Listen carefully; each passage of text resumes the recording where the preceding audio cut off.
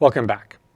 So I want to take a little tiny aside right now because I made a statement in one of my earlier lectures about the moment generating function, and I want to clarify. So I said this moment generating function is a very useful transformation of your probability density function. In fact, it's the Laplace transform of the PDF of your random variable x.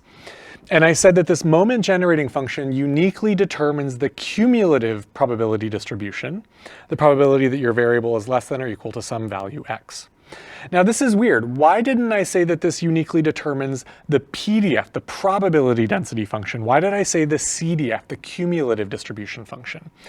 And this is a really subtle but important point about functions in general, but especially probability distributions, that it turns out that the cumulative distribution function is actually more general than and easier to work with than the PDF. So the CDF, the integral of the PDF, is sometimes easier to work with and more general than the PDF. So remember that this cumulative distribution function, the probability that x is less than some value, is the integral from negative infinity to that value of my probability density function f of x dx. So for a normally distributed variable, we get that nice sigmoidal error function for the cumulative distribution, that phi function. And what I want to point out here, this is just a brief aside, not a big deal, and we'll talk about this later, is that oftentimes my probability density function can actually be pretty nasty. It can have delta functions and discontinuities.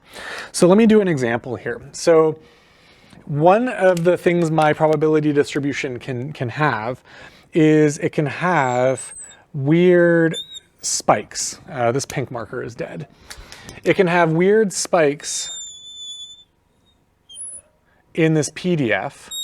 So this is like a delta function, okay?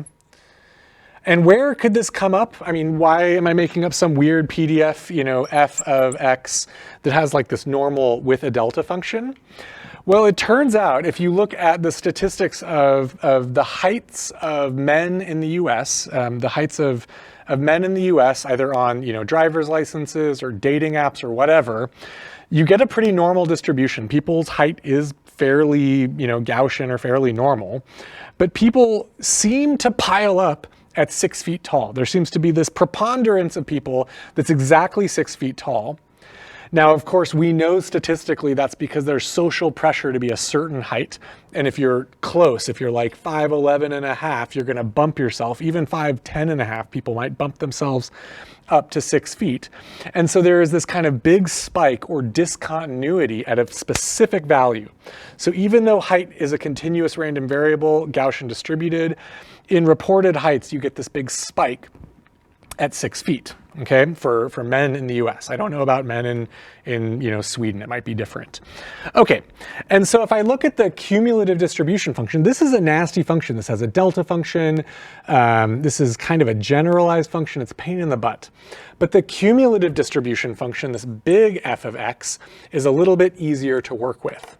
So what this cumulative distribution function does is it just integrates from left to right. So it finds the value, of the integral to the left of some little x, and that's what it reports. And for a regular Gaussian, we would get a sigmoidal error function. And we get essentially the same thing here, a sigmoidal error function. But at this discontinuity, we essentially get a little jump in the CDF. So I can have a discontinuous cumulative distribution function. And that discontinuity is nasty, but it's workable. I can write down this function, I can do stuff on it, I can compute. It's much harder to work with these abstract kind of generalized delta functions. And lots of times you actually have this. You have this kind of continuous distribution and this discrete kind of point spectrum of delta functions. Now there's a whole field of math, of functional analysis, where you can handle these kinds of functions. You can integrate these. The basic idea, it's called Lebesque measure theory. And again, measure theory, because typically we're measuring probabilities. So Lebesque measure theory and Lebesque integration, it's an alternative to Riemann integration for these nasty functions. But the basic idea is that oftentimes we're going to work with cumulative distribution functions instead of probability distribution functions. So when we want to prove the central limit theorem, we're going to prove that the sum of a bunch of independent identical random variables approaches a normal distribution. We're going to prove that by showing that the moments of that sum converge to the moments of a Gaussian. But we're going to do that essentially proving that the cumulative distributions converge, not the probability distributions. It's harder to show that things converge when you have these weird properties. It's easier to show that things converge in this integrated cumulative distribution function because it's better behaved. It's for every discontinuity here, it becomes even worse here. So integration smooths things out, makes things better behaved. Just like computing derivatives of noisy data makes it worse, but integrating noisy data makes it better. Integrating your messy kind of probability distributions makes them easier to analyze. So oftentimes we're going to work with cumulative distribution functions, and this is just at least a sketch of why CDFs often come up instead of PDFs.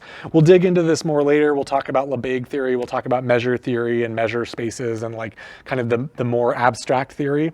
But I just wanted to give you like a little hint of why this came up the way it did. Okay, thank you.